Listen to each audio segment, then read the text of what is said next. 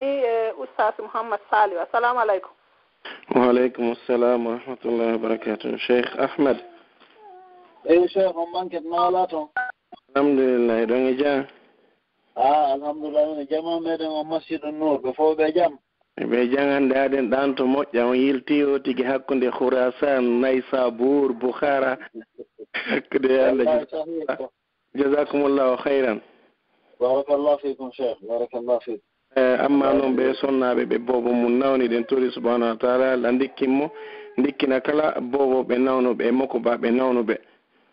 Allahumma amin ya rabbal alamin. Ara wotigi no jodi moggo do wallahi wotigi hiri hande hirde fottunde yiltike do e caede do tigi wayrno nande inde mudum. Ya Allah yo bon mo yimo dara jazakumullahu khairan musabina jaa on fi qabila be son inshallah barakallahu. Jazakumullahu khairan. Assalamu alaikum. Maaleykum salaam. Ara men udditani maketebe Hajja Fatima. Assalamu alaikum. Wa alaikum assalam wa rahmatullahi. Hajja en ko Fatima Angola. Hande no laabi no alhamdulillah. No andi bayi an ko yette baɓe woni ka ligne ɓe suusa ka jogitaade ligne on so wonaa ɗum ara yoɓe faamude. Kasi joni ɓe jenti on ɗon ɓa yimɓe ɓe no ɗuuɗi ka ligne. Awa haysi. Alhamdulillah. Haysi fota. Awa assalamu aleykum oustaz en. Wa aleykum salam wa rahmatullahi. Jam Fatima o mangeta naalato.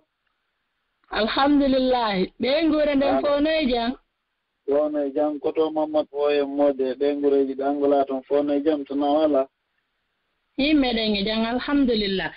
Min ilam faala landagol ɗo question goto hari kono woni ɗiɗi joni. On no ko fi o jikirgol min ni so tawi jikiriwol no dagi ka dagaki ɓay on haali fi jikirgol mi anditi ɗum ɗon harna ɗum ɗo wonno question goo. Bismillah. Deuxiéme on ko si tawi fi ɓe yewtuɗon ɗo Imam Bukhari si tawi ɓe acci ɓiɗɗo jokkuro ko ɓe jokkuno kon. Aywa jeyid. Hajja Fatima aray hajja en ko adi kon tan aray ko israɓe amen ni aray haccake sonnaji a wonɗo Guinée on e ɓe mako ɓe ɗo joni ko ɓe yumma goto ɓen goto. Aywa aray weltanike ɓe kadi ko ɓe landi kon ko landal labangal e landal e ɗiɗi labaɗe no hollira ngal wonde aray ɓe faami ko yewta kon. Haray fil haqiqa Imamul Bukhari haray ko adi kon taw hina kamɓe tun no heewi karamokoɓe bus tigi tawɓe ɓen lollika l'islam fii mum hewti en tawa yangi ke heɓi defte buy windaɗe acci gandol molanangal ɓurɓe hewde ɓen ɓe jombali no jeeya e muɗum Al-Hafiz Abul Fida Ismail bun Kasir haray karamokojo men waɗan ɗen tafsiru Qur'an al-Azim Ibnu Kasir o jombali no jeeya e muɗum Imamu Nawawi jomirawo Riyadu Salihin o e arba'ina nawawiya ndende mako ɗon ɗo hino jangede ka laawol kisal walli fiiɗo ɗe ɗon on kadi o jombama no jeeya no heewi ha karamokoɓe wallahi tawɓe ɓe jombali wano imamun on no wiyete Nawawi ko 45 ans o fatori on faami donc haray oɗo kadi Imamul Bukhari woodi wi'uɓe o jombano aslan mi ɗaɓɓitino ɗum ɗum moƴƴa kono ko mi yii kon fii makko ko ɓe wii tun woodi wi'uɓe o jombi ɓen ɗon dalil maɓɓe ko wondema kanko Imamul Bukhari o sifike toon nokku goo ka o yahayno jande wo o wi'i paykum makko kun wiyete kon Ahmad yo kon hettimɓe gunda ko berɗum ɗo windi toon fii ka tabiti ka o heɓi paykum woɓɓe goo noon inni wono kum paykum ko ɓay goɗɗo fof siɗa wonde paykum janngana kum ma a wi'ay kum paykum an wo ko ɗum Imam Bukhari wi'anno kum paykum an kono tigi ɓe jombano ala kulli hal haray e nder defte ɗen ko mi ɗaɓɓiti ko mi yi'ali ko selli à 100% jombugol maɓɓe haray gon sengo ɗon ko ɗum ɗo won toon ko mi yii kadi ko yowondiri wo e wano ɓiɗɗo ko fii kum paykum ɗon kono ɗum noon kadi yeddoɓe no yeddi ɓe inni haray paykum kun ko taalibajo makko tun wonno ɗon ko gadiya ko yowondiri kon haray e fii jikiri on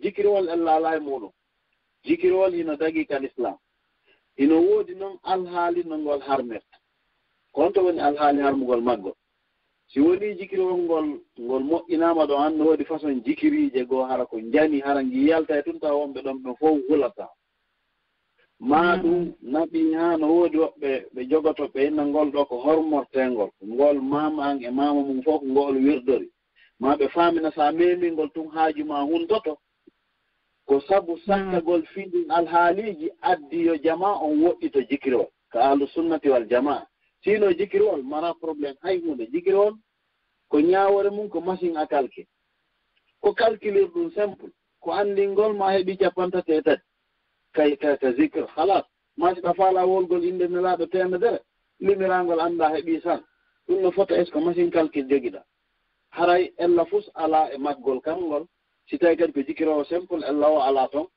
ko honto harmata ko façon no jogorten ɗino e façon ji mawningol fii maggol ɗon haa feƴƴiti si tawno taw jikirol no harmu no yeetanooke makka few e nandi makka e madina ko harminata toon kono jikiri on no woodi dongal ɗon tigi tigi on haray kadi lasili on e piiji ɗin ko hino dagi al aslu fil asia al ibaha jooni noon araali hadis hay gooto wiiɗo jikiri on no harmu wallahu alam.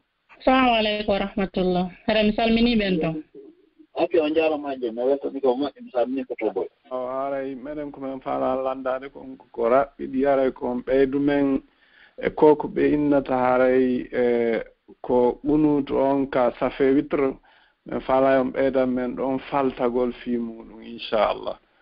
Haray en weltani ko musidɗo lamdi ɓen fii ɓunutu ka safe witre fil haqiqa ko wiyete ɓunutu ko du'a waɗete ɗon ka witrire ko adi kon taw haray ɗen anndintina on du'a na o farilla ko so tawi on tigi hino faala waɗa mo haray hino moƴƴi si tawile kadi a waɗali mo ella ala e mum dalil on ko hon ɗum nulaaɗo sallallahu alayhi wa sallam sahaba ɓen ɓe inni kana rasulullahi sallallahu alayhi wa sallam yutiru hatta nazunnu annahu la yaqta o waɗayno witiri on o du'o haa men sikka taƴata wonde kadi ɓe acca ɗon kadi tigi tigi on hara ɓe du'aaki min haa men sikka ɓe du'ata ko hannde kadi donc haray ella o ala e mum amma ko janngete e mum kon haray ino ari e mum siihaji ɗiɗi du'awu goo ɓuraaɗo utilisede on surtout ka yaaruɓe laawol imam ahmad bin hambal wa allahumma hdina fiman hadayt wa afina fiman afayt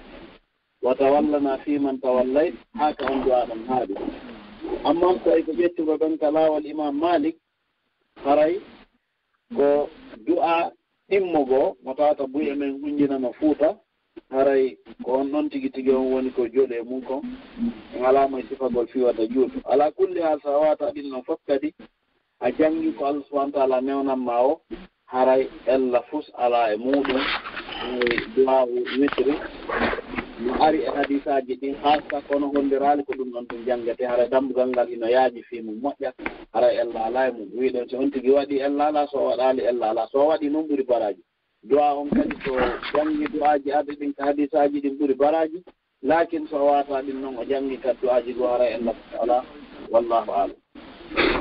min oustad haray ko sanga hombo noon ko tuma on tigi ɓanti ka ruku kaaka ka ruku on tigi waɗata non ko si on tigi ɓantike ka ruku ko ɗum noon ɓuri tabitude.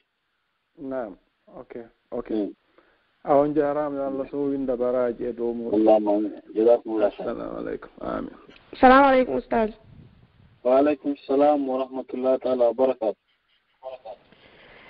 Min landal ngal ko fii ɗe ɗon darɗe sunnaje kon tigi juulata ni ñallanga woɓɓe nako sappo woɓɓe nako sappo e ɗiɗi on tigi juulata wona jooni noon ɗiɗije juulateɗen ɓaawa geeƴe ɗen ɗen ɗon ko safi on tawra ɗen ɗon kaa ko on tigi juulu taw darɗe ɗiɗi kadi feereji après so on tigi joolan ɗon kadi safe witre jeyid bon haray ko adi kon taw kalimugol darɗe sunnaje ɗen ino lurra kono haray konko lurra ɗon fof naa ko haani luutinirgol julɓe ɓen ko masalaji figu noon haray ɗum noon fof ko yurmede wonande mofto ɗen haray ella ala e muɗum ɗum haray taw ko goo haray ɗin mun ɗum ko ɓuri laɓede kon so on tigi juuli geeƴe imo wawi wadde darɗe makko ɗen ɗiɗi batte julde geeƴen ɗen o waɗoya darɗe fi safe wittiri on feere haray ko ɗum noon ɓuri laɓede mum ella fus ala e muɗum amma so waɗi darɗe ɗen ɗiɗi batte julde geeƴen ɗen o wattiriɗo wittiri on ɗum kadi ella fus haray ala e muɗum haray ɗon kadi dambugal ngal no yaaji moƴƴa noon yewtereji bus no ari e mum mo yedditike ka fiɗgo sunna li cheikh sabit o tawa yewtereji ɗin toon haray hadisaji heewɗi hino ari mum ma ɗum ka deftere weten nen Bulughul Maram min adillatil ahkam nde Ibnu Hajar al Asqalani walli fi ɗon kadi ɓe yewti fi mum moƴƴi haray façon ji buy ari toon ɗon haray ɗon Allah fof ala ko alhaal neɗɗo jotti tawi joni neɗɗo masalan ko golloyeɗo bimbi no hawji walagol so juuli geeƴo ɗen o watti ɗon tun darde ɗiɗi mo wawi wadde wittiri on ɗon direct si tawi ina hawjuɗo mo wawi wadde darde ɗiɗi ɓaawo geeƴo on après o waɗoya safe feere o waɗoya wittiri feere haray ko ɗum noon ɓuri moƴƴude wallahu alam